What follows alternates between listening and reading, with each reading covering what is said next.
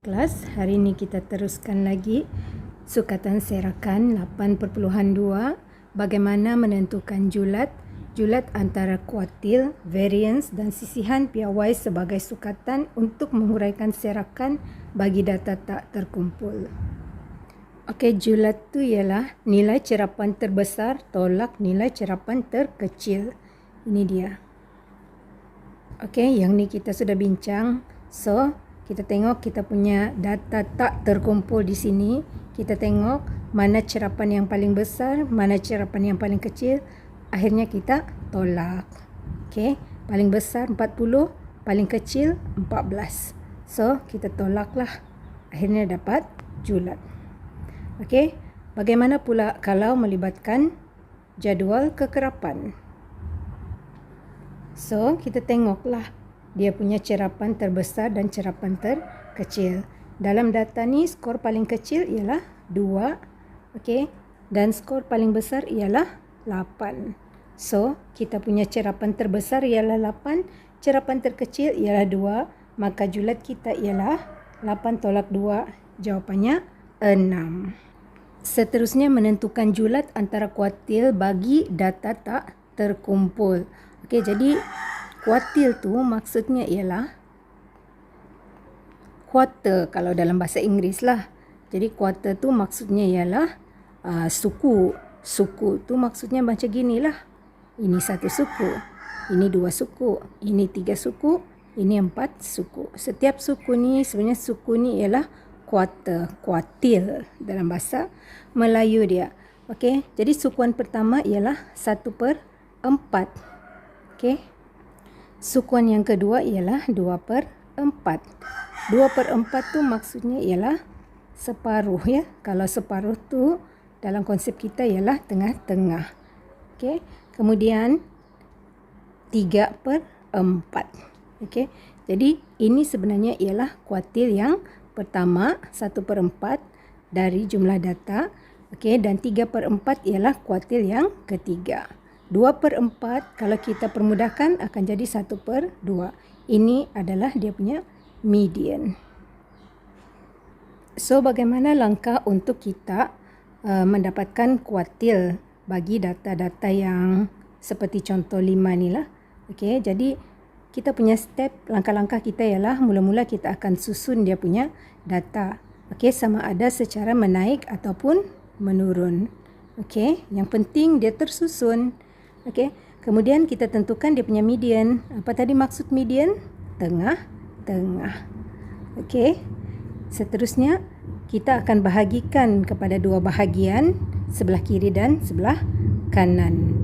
Okey, kemudian baru kita tentukan kuartil pertama dan kuartil ketiga.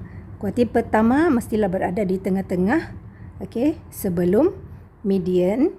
Manakala kuartil ketiga di tengah-tengah juga tapi selepas median. Okey.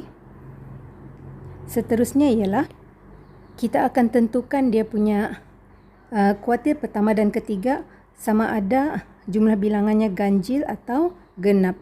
Okey, jadi kalau ganjil senanglah terus ambil. Kalau genap kamu kena pilih yang tengah-tengah. Okey, ini dia. Jadi median berada di tengah-tengah. Okey, kemudian ini tengah-tengah juga. Tengah-tengah di antara sebelah kiri median. Okey, kuartil pertama. Tengah-tengah juga sebelah kanan median adalah kuartil ketiga. Ini jika data dalam bilangan ganjil, senanglah. Tapi kalau data ganjil di kiri kanannya maksud cikgu. Ini dan sini ganjil. Okey, pertama kita kena susun dulu data yang A kita tengok Okey, 4, 6, 8, 10, 13. So, kita susun dia ikut urutan menaiklah. Okey, jadi kita susun ikut urutan menaik. Kemudian kita akan tengok mana dia punya tengah-tengah. So, kita ceklah mana dia punya tengah-tengah. Okey. So, kita boleh guna kaedah ni potong, potong, potong, potong, potong, potong.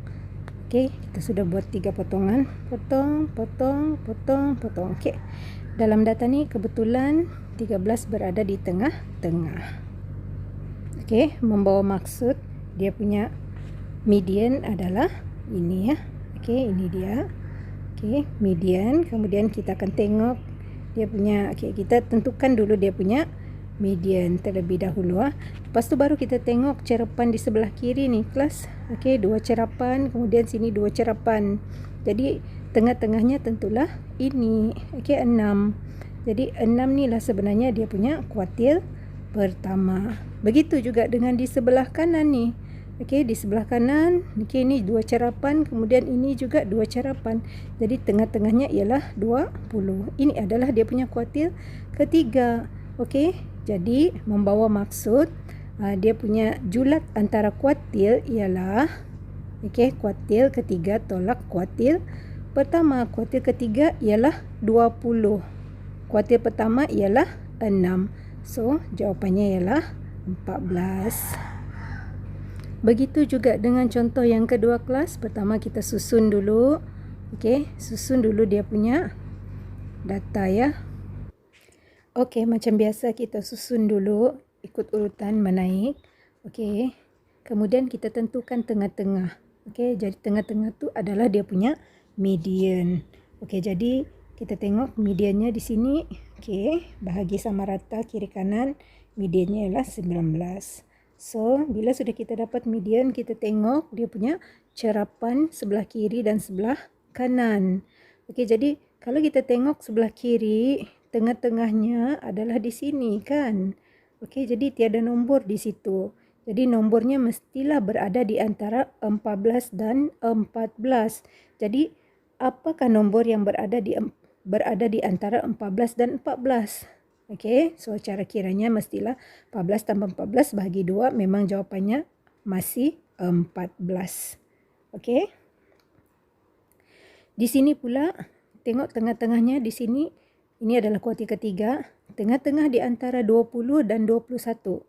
Okey. Okey, cikgu tahu kamu tahu jawapannya ialah 20.5. So, mari kita tengok dia punya kiraan. Di sini tadi 14.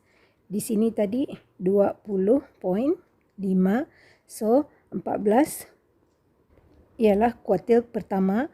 20.5 ialah kuartil ketiga. Cara untuk mengira julat antara kuartil ialah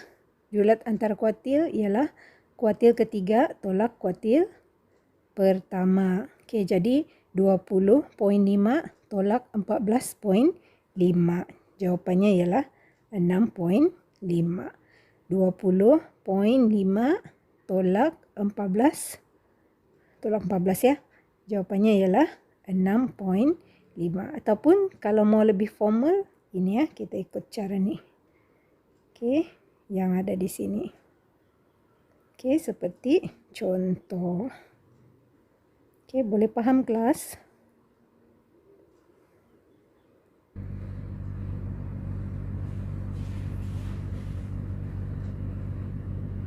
Okey, kalau situasinya semua genap, kena cari titik tengah median.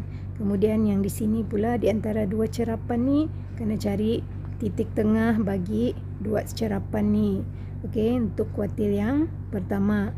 Dan kemudian kena cari titik tengah lagi di sini untuk kuartil yang ketiga. So, untuk cari tengah-tengah di antara 2.5 dan 2.5, tengah-tengahnya ialah 2.5 juga. Di antara 2.9 dengan 3.0, mestilah 2.95. Okey, caranya kamu tambah je kedua-dua ni, kemudian bahagi 2. Okey, dan akhir sekali untuk kira kuartil, mestilah kuartil ketiga tolak kuartil pertama. Macam biasalah. Okey, cikgu harap tiada masalah memahami julat antara kuartil bagi data tak terkumpul. Bagaimana pula jika melibatkan jadual kekerapan? Okey, so bila melibatkan jadual kekerapan, kita kena kira dulu berapa dia punya bilangan murid ataupun dia punya frekuensi ya, ataupun dia punya bilangan kekerapan lah. Okey, sebagai contoh, di sini kita kira 3 tambah 5 tambah 6 tambah 8 tambah 12 tambah 7 tambah 3. Jawapannya ialah 44. Okey, so untuk kuartil yang pertama, mestilah 1/4 dari 44. So, dia adalah cerapan yang ke-11. Jadi, di mana cerapan yang ke-11? Kita akan tengok sekejap lagi ya. Okey, kuartil ketiga pula ialah 3/4 dari 44. Dan jawapannya adalah 33. Maka jawapannya ialah cerapan yang ke-33. Apa jawapan sebenarnya? Okey, di manakah cerapan 33 ke-33 tu? Mari kita tengok sini ya kelas. Okey, untuk yang pertama ni, okey, ini adalah murid yang pertama, murid yang pertama, murid yang kedua, murid yang ketiga berada di sini. Sebab ada 3 orang murid kan. Di sini ada 5 orang murid. So, maksudnya murid yang keempat, kelima, keenam, ketujuh dan ke-8 ada di sini. Okey, cikgu ulang. Keempat, kelima, keenam, ketujuh dan ke-8. Sebab ada 5 orang kan. Sini ada 6 orang. Cikgu tanda dulu. 1, 2, 3, 4, 5, 6. Jadi tadi kita sudah 8 kan, di sini 8 kan.